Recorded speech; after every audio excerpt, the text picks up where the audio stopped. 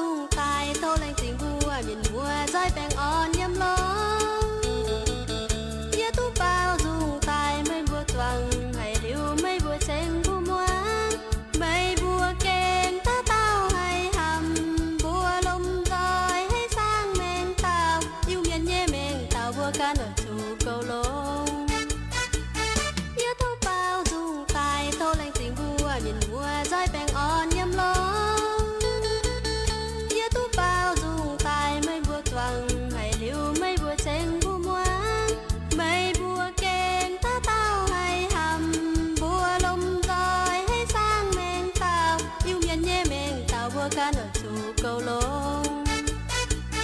vô lưng dài chữ hàm tỏi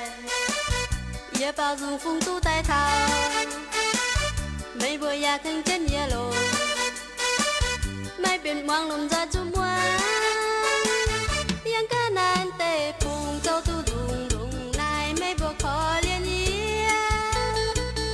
yang ca nan tê phung châu tu dung dung này mấy bữa kén ham ia yếm này mình quăng kít mấy bùa bún mấy bùa ta tao bèn on bún bùa ton chuyện tao tao thùng điểm tôm nha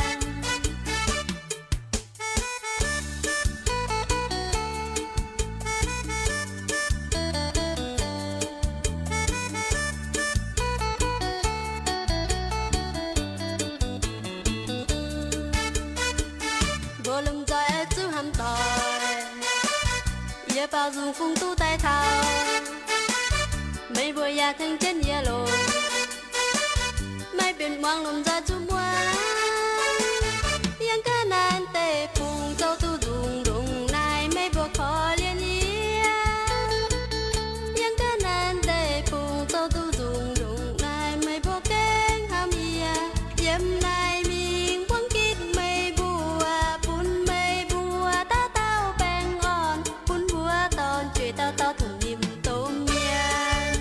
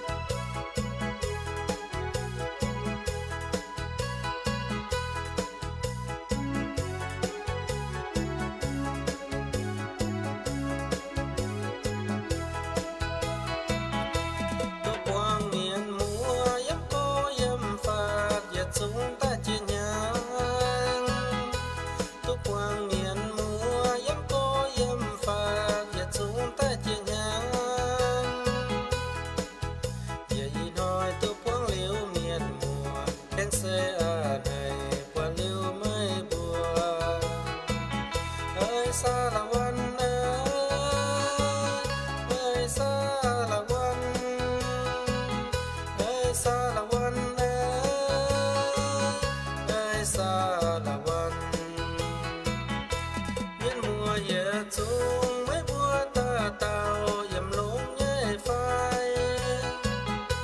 miền mùa ye chung mấy bua ta tàu yểm lúng nhẹ phai tổ lên trình mấy bua quang chân cùng không y nom hỏi ye chung tai chào ơi xa làวันơi xa làวันơi xa làวันơi xa làวันáo xanh dầu gỗ ta tao mang tài và kén lên cao áo xanh dầu gỗ ta tao mang tài và kén lên cao sự xa con ca la vật ya rồi chú hậu ta hay mai vui cao nhà ơi xa làวันơi xa làวันơi xa làวันơi xa làวันxiết tòn dầu áo ta tao mang tài và kiến dối cao xiết tòn dầu áo ta tao mang tài và kiến dối cao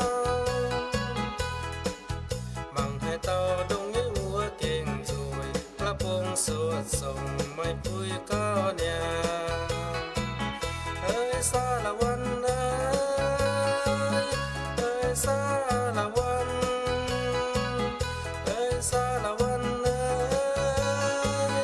ơi xa làวันchia liều in hỏi phiến xót tay chiều và choàng yêu phun chia liều in hỏi phiến xót tay chiều và choàng yêu phun dầu hè nhung ya bún bữa tuôn dùn chia liều in hỏi bữa ta tao hẹn hoàng ơi xa làวันơi xa làวันơi xa làวันơi xa làวัน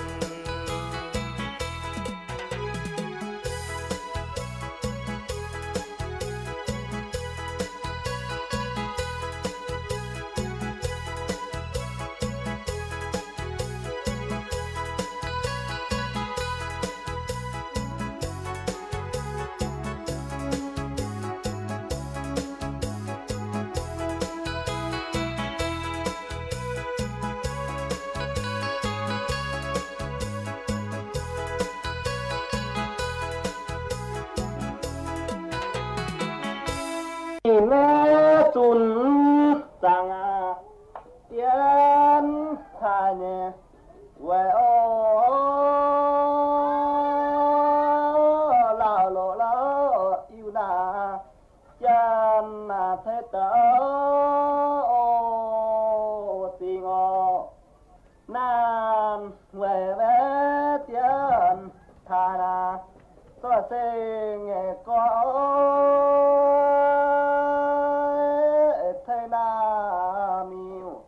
đầu phiên ở chàng xuân lô khỏi thái nhất về xin sao tháo hòn nhẹ giang ôi na về thấy phù ở tổ nhìn lô gần ta chui gì bun ta su pi la ye na nhang za hi wa o pe o yo ta mùa na nhân na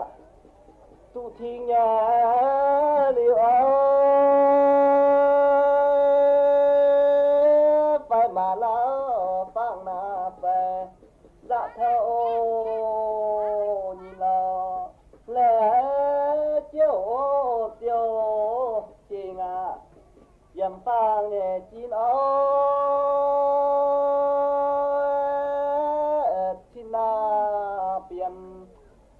tớ bây giờ là lô quang phải nói thằng gì ngà lời bin nhớ thằng đồng hao na khan na lưỡi ô hàng yam yêu ya nhân na hang hà nhé tại họ tiểu lão thiên na giờ đồng mẹ ô bèo na mê tại lọ nằm nhau nhé tại lùn na to lùn ta ha tin lô thà lô tiêu nhà lê giải thì là chia tu nhẹ nhẹ là lùn na to lùn ta tiền in lô theo lô ta về số pin là thui sun nhẹ là pin bùa là hiền là nhàn tàng phụ lô hin lo sa là tiêu tiền à u bùn nhẹ té phải mà lao tê liao phiền là thiên lo nhìn lo khá nà mê yam chiếu à chiếu nhìn nè số nào ya tụ lao hàng giàu xuân vi ô nào tê chim mê chân cha ra tí má rồi nè bùa qua cháu xuân na toàn vinh nhớ bèo ya chưa về trong thiên đã chủ phàng nghe chiều su pin la toàn na thiên ra hiu bè lo pin bùa ya nhân na phải nói nhẹ dạo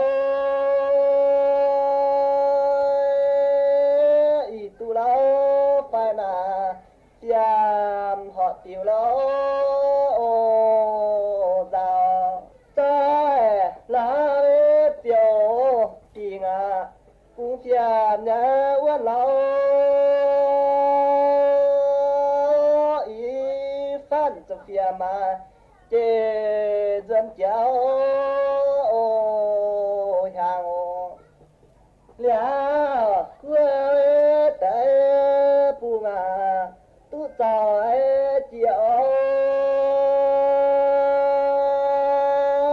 khâu là lão dài nà tình yết tại ô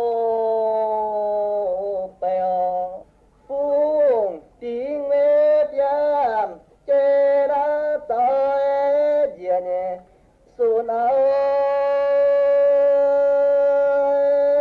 mà nhẹ lâu cho na họ tụi ô quang ô nhàm chơi nam khoa đã chờ thao nhẹ xuân ơi mà na tài pin bùa trang chiên lô chào giá thao tình đi na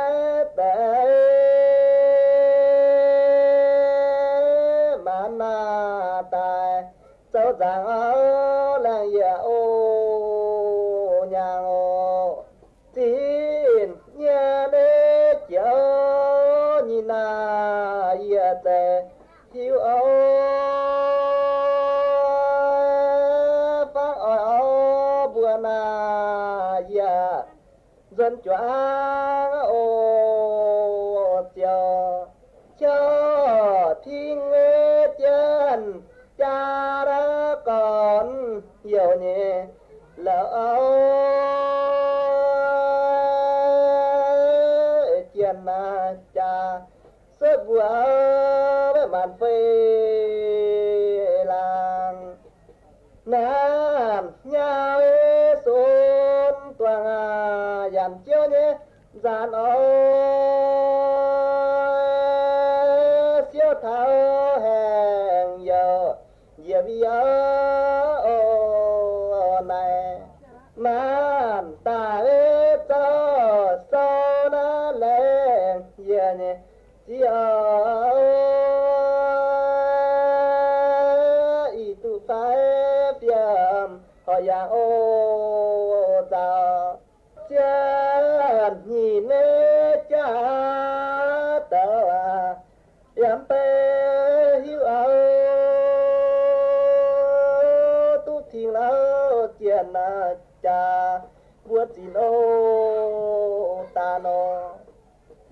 về nhà nê sẽ kín xiên dán kín tao tiền nhìn cha tao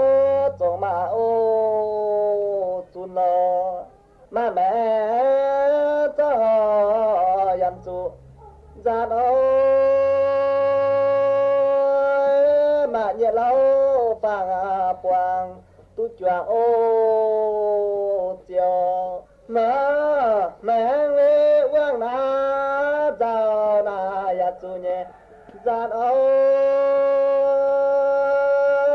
phát na chiều thiên đi ở với một giờ lô giờ trái lá đi lá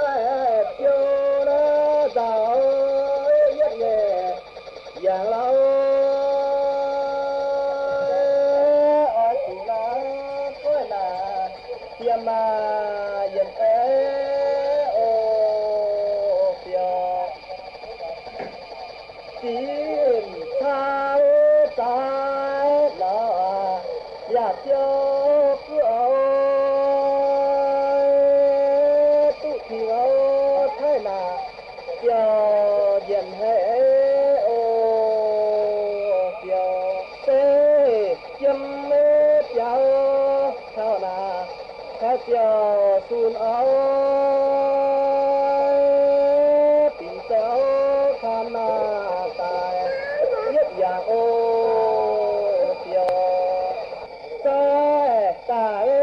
phu na thì mê cho tiền ô tình cháu dân giờ phu cháu phiêu ta để cả na làm tu nhẹ kỹ khan ô dân giờ tha tiểu yang kẻ ô tè su tin lê ya nhà phải nói nhẹ ra ô phụ quan lâu tiền kê cho dĩa ô chờ ra ta pin na bùa để tu nhà hiu ô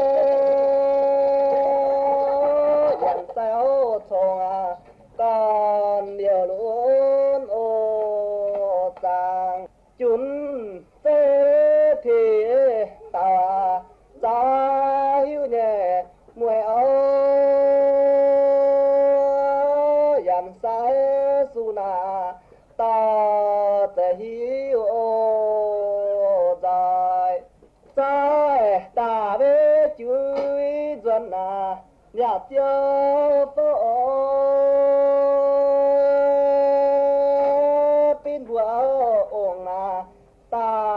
biển phố mình mà thiên cái thì là thì phiền áo tu trời áo chuyện là làng sa tha ô chiều lẽ lưu lẽ chiều thì là giảm thì phiền áo giảm hiếu ngoài là cha họ giá ô phiền tiêu nhiên lên mai tiêm lá trống qua nhẹ sao đồng hảo na khan na lưỡi quang tiếng tiếng lệ tê na tiếng đồng nhẹ qua ya ma muang tu lao chia nhà in thêm tiền lệ qua khi nào phê cho tiểu nhất phang phàn chia lỡ ô đào ya ta về té buông na lệ lưu nhẹ vì ô nhìn na tài yam tu lao phiền phang ô quang phan ta đế yam hiu na giải tình lỡ thái có tê na họ na giờ trong yam ô bê lơ tiêu nhiên mai tiêm ma chín rằng qua ôi lệ lưu âu tiêu na tình nan nói ô quang ta suy đế giết nè nàng chưa gần âu sẽ tạo lệ na cha nam tu ô yêu lo thiên địa giải tình sáng hiền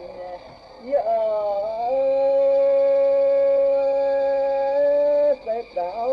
lệ thiên na tam sẽ ô đào lo tam sẽ phang phê ra chim chân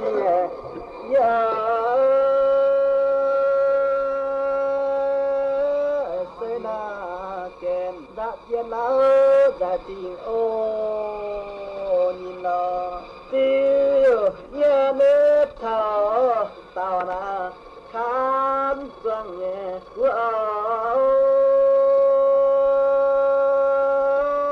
có lâu dân na yo yam tu lâu ô chào tang tha về tam dân na giải tình lỡ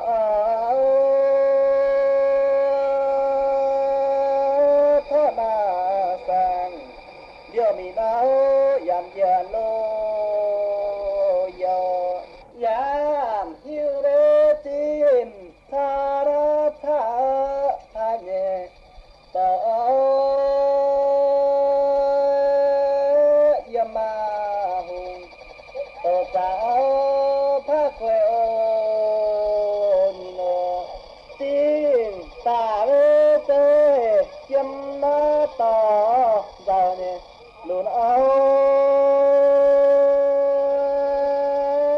chịu nhẹ áo tin là tài phân chia đô phiền su tha rê tin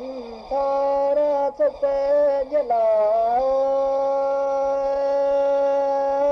ta là tao tao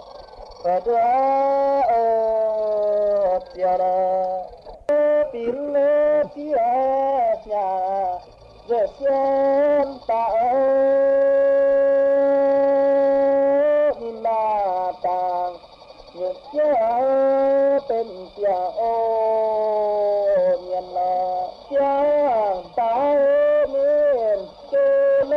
เจ็บใด